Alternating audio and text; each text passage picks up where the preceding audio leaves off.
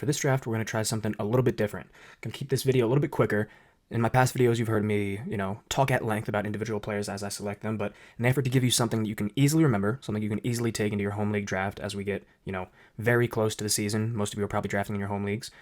For every pick, I'm going to try and give you 3 short words or phrases. In terms of phrases, good offense or something else might be the main point there. So we'll start this off with CeeDee Lamb.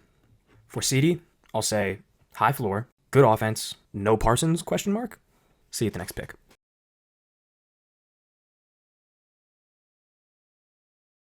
Typically, I'd take Ladd here instead of A.J. Brown, so we're going to switch it up a little bit. We'll go A.J. Brown here. We're definitely going to need some Washington to justify that at this next pick, so may take a reach on Daniels. But for A.J. Brown, stud, wide receiver 1, improved team passing totals. I don't think I can bring myself to take Daniels there, and we can guarantee a Dallas Chargers matchup for this sprint format. So for Omarion Hampton, this first one's going to be a bit of a long phrase, but trust me here. Good college analytics, open backfield, run-heavy offense.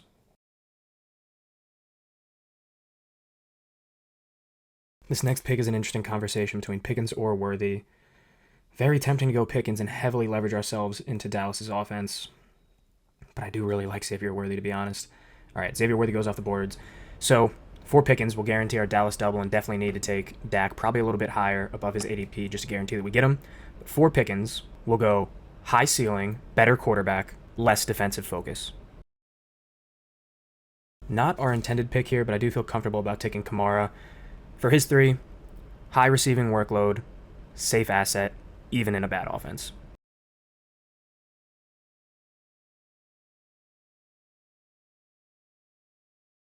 Given we have Philly and Dallas, even though I don't love Debo a ton, I do think we probably have to take him at 69 if he's there, simply because of the game stacking. With Terry McLaurin having his contract signed, set up, ready to go, Debo's volume is going to be, pretty much what we expected going into the season. But in terms of game stacking and increasing our ceiling for this sprint contest, I think he's still a good pick. In terms of your home leagues, though, let me think about the 3 that I'd give Debo.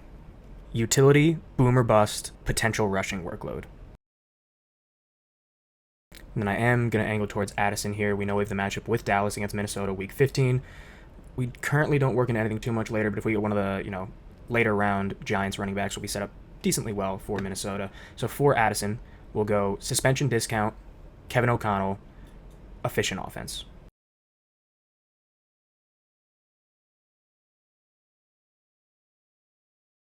All right, sweet, and we get Tyrone Tracy. For him, we'll go decent volume, 1A, late season Jackson Dart. And Dak's off the board, which sucks a lot for us. Not going to be taking any of these quarterbacks here at this pick. We kind of just have a free reign at this pick. We can maybe just take the upside of Andrews. He hasn't played anything too much for us, but I don't think Andrews is one of the worst picks in your home league. For him, we'll go low floor, second half of last year resurgence, price decrease from postseason drop.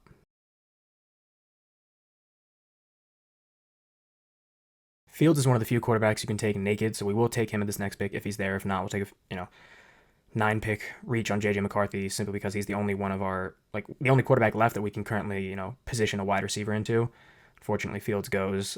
Would have been nice to get him at the post ADP value, but for J.J. McCarthy, we're going to have similar terms to what we did with Addison. KOC, some of the worst quarterbacks have been good in that offense, and good weapons. Njoku's tempting here. I'm going to do something a little strange. I would not normally do this, but we play into all of his matchups, and I do expect that he won't, be there at ADP at our next pick. So I am just going to reach on Austin Eckler here. There's a lot of upside considering B-Rob is gone, but got to keep this to 3 words. Target volume, opportunity, 1B at worst. And the reach on Eckler is primarily motivated by the fact that we have a Giant, an Eagle, and 2 Dallas players for him to play into across those 3 weeks. Even in the case where all of those teams, get up against the Commanders' bad defense, it's going to be high-powered offense against high-powered offense, more likely than not in all those scenarios. And in the term, if we do get a negative game script for Eckler, that's very positive. I think we can take Ferguson here, even without Dak, which really does suck. We play into all these Dallas matchups so well, and it basically wraps up our tight end room with a bow. We get Andrews and Ferguson. We can end it there. Don't need to take a third. So for Ferguson, again, great offense, easy targets, heavy TD upside. And Samson here's another easy pick for me. It'll all but close out our running back room. For his 3, we'll go starter, good prospect, volume.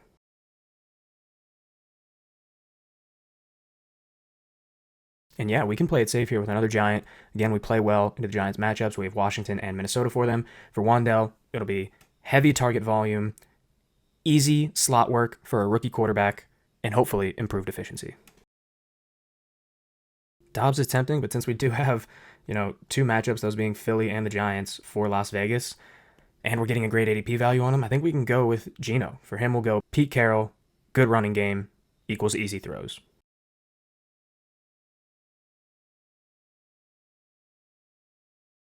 I really had no intention of taking Darnold, but again, it's an ADP value. I'm not really sure I have any 3 terms for Darnold here, but let's see if we can think through. JSN, contract forced starter, new look offense. And again, most of these guys this late in best ball drafts are not going to be, drafted in your home leagues per se, but this info might help you out mid-season when you are looking at the waiver wire. An opportunity presents itself. We'll likely be taking Torrey Horton here. Hopefully we can get him, and we do. For those 3, rookie, starter, Tyler Lockett role, question mark?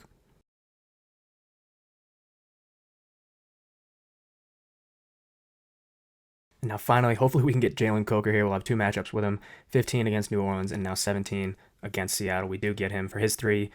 Thielen trade, question mark, best receiver towards the end of the season. And finally, Bryce Young improvement.